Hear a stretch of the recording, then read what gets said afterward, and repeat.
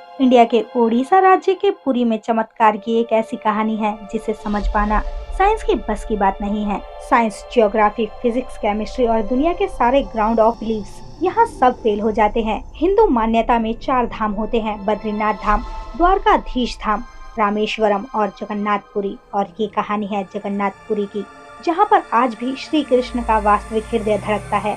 इस मंदिर में कुछ ऐसे रहस्य हैं जिनके बारे में सुनकर किसी के भी होश उड़ जाएंगे। वेस्टर्न कल्चर फॉलो करते करते हम एक ऐसे मोड़ पर आ चुके हैं जहां लोग भगवान के होने ना होने पर सवाल उठाने लगे हैं। पर यही सवाल हम आपसे इस वीडियो के बाद पूछेंगे। चलिए इस अमेजिंग सी वीडियो को शुरू करते हैं। हर मंदिर में जहां मूर्ति मेटल या स्टोन से बनती है, वहीं जगन्नाथ मंदिर में भगवान की मूर्ति लकड़ी से बनी हुई है।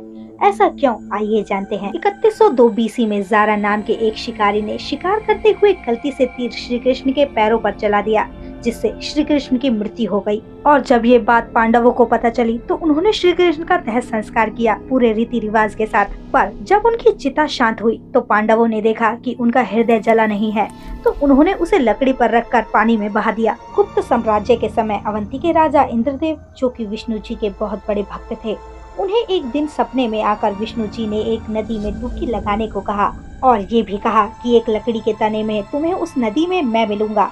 इस सपने को देखकर अगले ही दिन राजा डुबकी लगाने चले गए। डुबकी लगाते वक्त राजा को नदी में थोड़ी ही दूरी पर एक लकड़ी का तना भी दिखा। बिना देर किए राजा तने तक पहुँचे और उस तने को महल में ले आए। फिर राजा ने कुछ बहुत नामी काश्तकारों को बुलवाया, पर उसमें से कोई भी उस लकड़ी से एक मूर्ति नहीं बना पाया। कई दिन बीत जाने के बाद एक काश्तकार महल में आया और उसने राजा से कहा कि ये मूर्ति मैं बनाऊंगा, पर मेरी एक शर्त है। राजा ने काश्तकार से उसकी शर्त पूछी, क्योंकि राजा किसी भी शर्त को मानने के लिए तैयार थे। तो काश्तकार ने कहा कि मूर्ति बनाने के लिए मुझे पूरे 21 दिन का समय चाहिए और मैं चाहता हूँ कि 21 दिन से पहले ना तो कोई मुझसे बात करे, ना मिले और ना ही मेरे किसी काम में विलम्ब डाले। राजा ने खुशी खुशी ये शर्त मंजूर कर ली। मूर्ति बनाने का काम शुरू हुआ। रोज मूर्ति बनाने की आवाज भी आती थी, पर धीरे धीरे वो आवाज आनी बंद हो गई। अवंती की रानी को लगा कि शायद भूख प्यास से काश्तकार मर चुका है, इसलिए उन्होंने जहां मूर्ति का काम चल रहा था उस कमरे के दरवाजे को खुलवाने की जिद की और राजा को उनकी बात माननी पड़ी। जैसे ही दरवाजा खुला तो उन्होंने ये देखा कि वहाँ कोई काश्तकार था ही नहीं, सिर्फ और सिर्फ 3 मूर्तियाँ थी: भगवान जगन्नाथ, उनके भाई बालभद्र और उनकी बहन सुभद्रा। और उसी जगन्नाथ जी की मूर्ति में वो चीज भी रखी गई थी जो कि कुछ और नहीं, श्री कृष्ण का धड़कता हुआ दिल था। ये कोई नॉर्मल हार्ट नहीं है, ये एशियंट एडवांस टेक्नोलॉजी का क्लियर सबूत है। ये हार्ट एनर्जी ट्रांसमिट करता है और हम सब ने ये तो पढ़ा ही है, stones and metals are good conductor of electricity and wood is a bad conductor of electricity. इसलिए idols in the Jagannath temple are made up of woods. सिर्फ यही नहीं, हर 12 साल में एक बार भगवान की नई मूर्ति स्थापित की जाती है और भगवान के दिल को उस मूर्ति में शिफ्ट किया जाता है। ये इसलिए किया जाता है क्योंकि जो एनर्जी ट्रांसमिटिंग डिवाइस, अगर हम साइंटिफिकली कहें तो वो जो उस मूर्ति में होता है वो इतनी एनर्जी ट्रांसमिट करता है that the wood gets depleted with time, और इसलिए उसे बदलने की जरूरत होती है। पर इसे बदलने का प्रोसेस भी इसी की तरह बहुत इंटरेस्टिंग है। हर 12 साल में एक दिन ऐसा होता है जिस दिन मंदिर में किसी को एंट्री नहीं मिलती। पूरे शहर की बिजली काट दी जाती है। मंदिर में मेन पंडित की आंखों पर पट्टी और हाथों में बड़े और मोटे ग्लव्स पहनाए जाते हैं और 100% अंधेरे में इस दिल को निकालकर नई मूर्ति में फिर से स्थापित किया जाता है। जिन पंडितों ने इतिहास में ये सेरेमनी की है, उनका कहना है कि उन्होंने देखा तो कभी नहीं, पर इस चीज को, जिसे हम ब्रह्म पदार्थ भी बोलते हैं, इसे हाथों में पकड़ने पर ऐसा लगता है जैसे जिंदा खरगोश पकड़ लिया हो। माना ये भी जाता है कि अगर किसी ने ब्रह्म पदार्थ को देख लिया तो उसी समय उसकी मौत निश्चित है। इसलिए बिना आंखों पर पट्टी लगे किसी को भी ये सेरेमनी करने की परमिशन नहीं है। इस मंदिर के ऊपर एक झंडा है जो साइंटिफिकली लॉज के बिल्कुल विपरीत चलता है। जैसे कि हमें पता है कि जिस डायरेक्शन में हवा चलती है, पतंग भी उसी डायरेक्शन में उड़ती है और झंडा भी इसी डायरेक्शन में उड़ना चाहिए। पर जगन्नाथ मंदिर में इस झंडे की बात बिल्कुल अलग है। ये हमेशा हवा के अपोजिट डायरेक्शन में उड़ता है। क्यों और कैसे, आज तक कोई समझ नहीं पाया। इस झंडे के साथ एक और खास बात ये है कि इसे रोज बदलना पड़ता है। इसलिए मंदिर के पंडित 214 फीट ऊपर लगे झंडे को रोज चढ़कर बदलते हैं, क्योंकि कहा जाता है कि अगर किसी दिन ये झंडा नहीं बदला गया तो मंदिर 18 सालों के लिए बंद हो जाएगा। मंदिर में आए भक्तों के बीच रोज प्रसाद बांटा जाता है, उनके लिए वो प्रसाद बनाया जाता है और जगन्नाथ मंदिर में होने वाली हर चीज में कहीं न कहीं भगवान की कोई न कोई लीला छुपी हुई है। मंदिर में रोज 500 लोगों के लिए प्रसाद बनता है और कभी कभी भक्तों की संख्या हजारों में चली जाती है, पर जगन्नाथ मंदिर में भक्तों के लिए प्रसाद कभी कम नहीं पड़ता।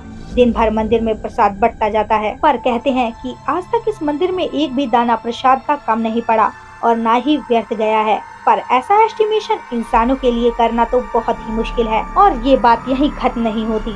प्रसाद बांटने की मिस्ट्री तो है ही, उससे भी बड़ी मिस्ट्री है प्रसाद बनने की प्रक्रिया। लकड़ी की आग पर 7 मिट्टी के बर्तनों को एक के ऊपर एक रखकर प्रसाद बनाया जाता है। साइंस और लॉजिक्स कहते हैं कि सबसे पहले नीचे वाले बर्तन का प्रसाद पकना चाहिए, पर पुरी के जगन्नाथ मंदिर में साइंस और लॉजिक्स नहीं चलते।